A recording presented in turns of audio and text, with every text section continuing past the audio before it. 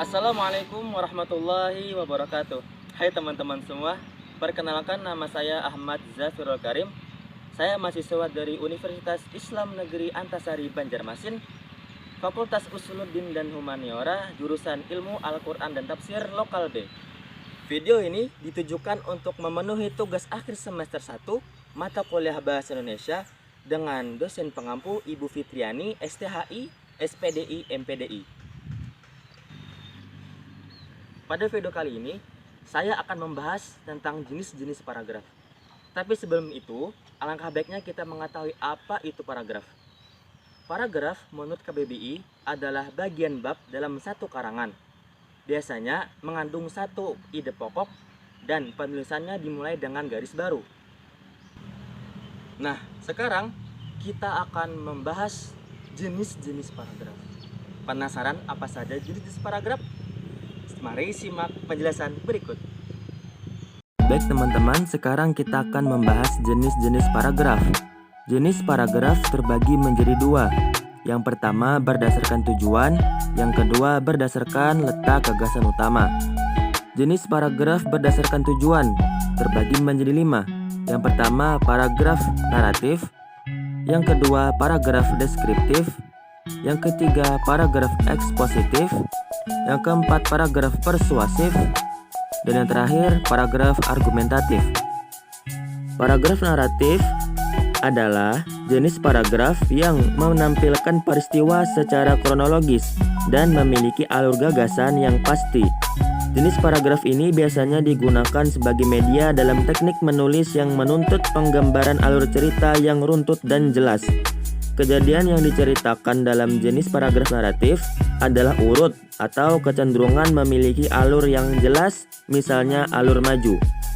Ciri-ciri paragraf naratif adalah ada sebuah peristiwa, ada seorang pelaku, ada waktu dan latar kejadian yang jelas.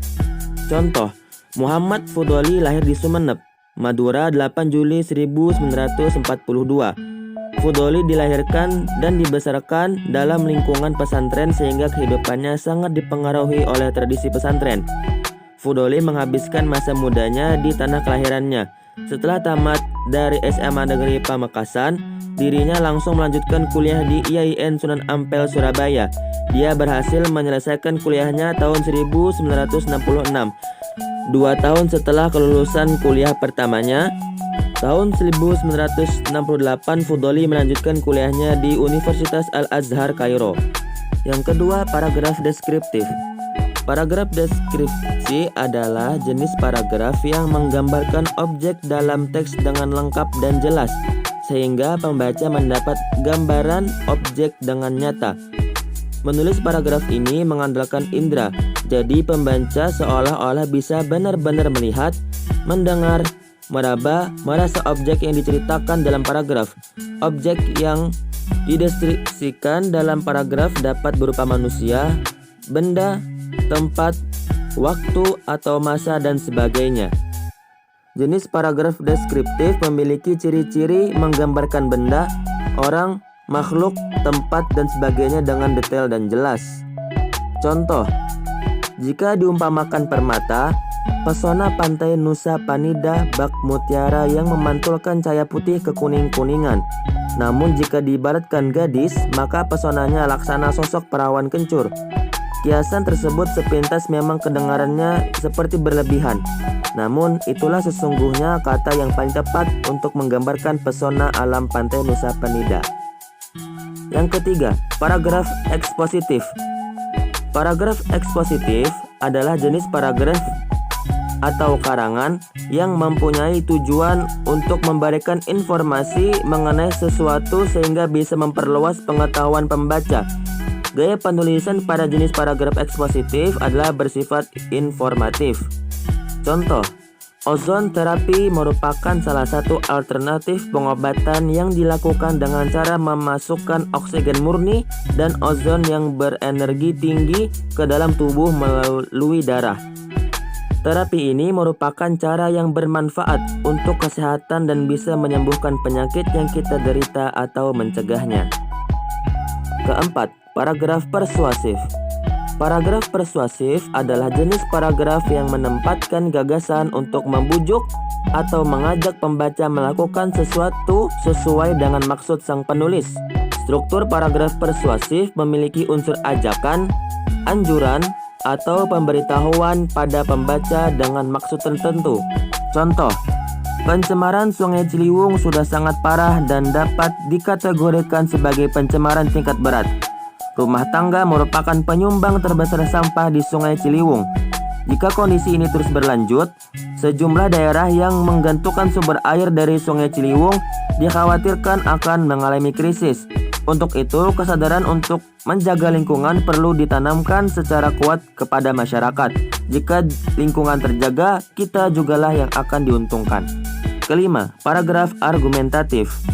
Paragraf argumentatif adalah jenis paragraf yang menyampaikan ide gagasan atau pendapat dari sang penulis terhadap isu tertentu yang disertai dengan data dan fakta. Jenis paragraf ini bertujuan meyakinkan pembaca bahwa ide, gagasan, atau pendapat sang penulis adalah benar dan dapat dibuktikan. Paragraf argumentatif memiliki ciri-ciri penjelasan yang padat terhadap sesuatu agar pembaca percaya. Contoh, udara di kota-kota industri sangat kotor dan banyaknya asap hitam hasil pembakaran di pabrik-pabrik. Udara semakin panas sehingga menyebabkan berbagai dampak lingkungan hidup.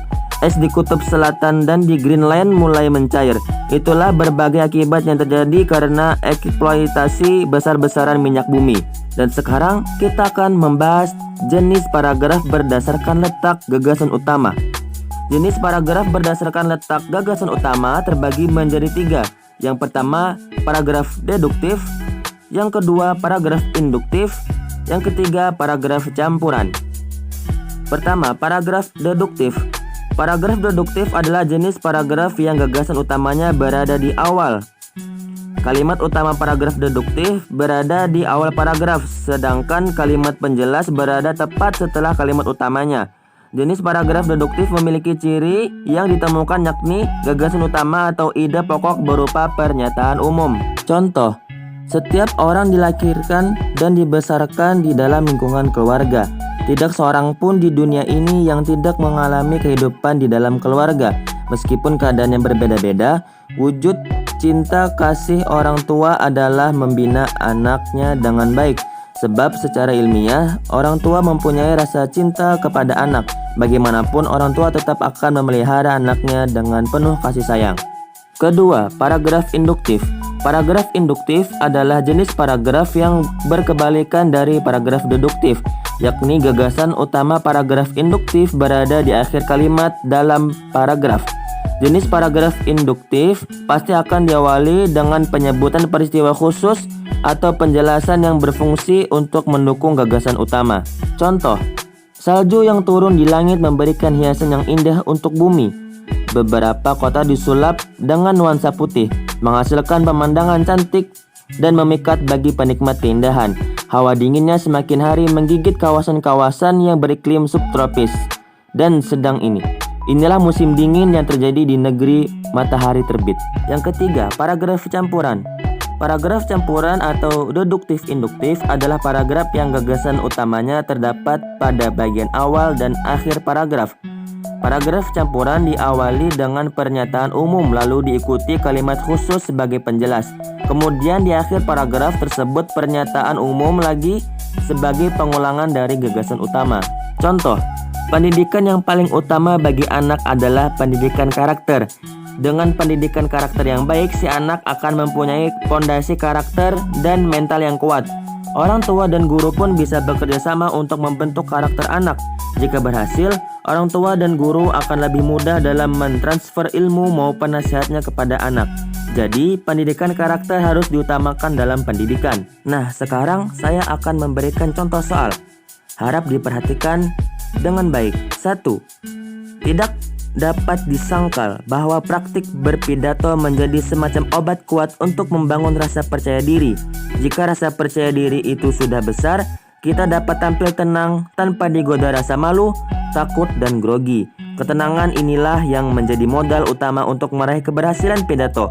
Oleh karena itu, marilah kita melaksanakan praktik berpidato agar kita segera memperoleh keterampilan atau bahkan kemahiran berpidato. Berdasarkan tujuannya, paragraf di atas termasuk paragraf A. Narasi, B. Eksposisi, C. Argumentasi, D. Persuasi. Jawabannya adalah D, karena dalam paragraf tersebut terdapat unsur ajakan.